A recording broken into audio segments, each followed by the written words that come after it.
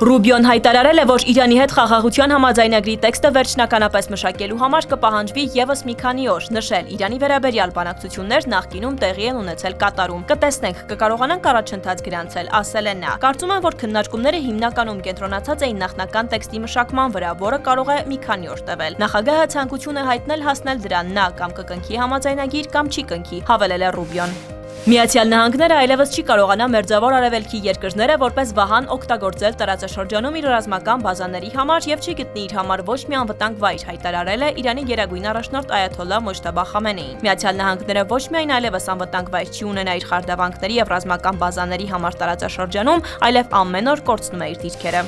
Իրանի արտաքին գործերի նախարարի եւ խորհրդարանի խոսնակի այցը Կատար հաջող էր, բանակցություններում առաջընթաց է գրանցվել։ Ըստ Հասնիմի Իրանի բանակցային թիմին մոտ կանգնած աղբյուրի, Իրանի սառեցված ակտիվները պետք է ապասառեցվեն բանակցությունների ընթացքում։ Հուշագրի 14 կետերի համաձայն այս գումարը գնահատվում է 24 միլիարդ դոլար։ Իրանը պահանջում է, որ այս գումարի կեսը հասանելի լինի հուշագրի հրապարակումից հետո։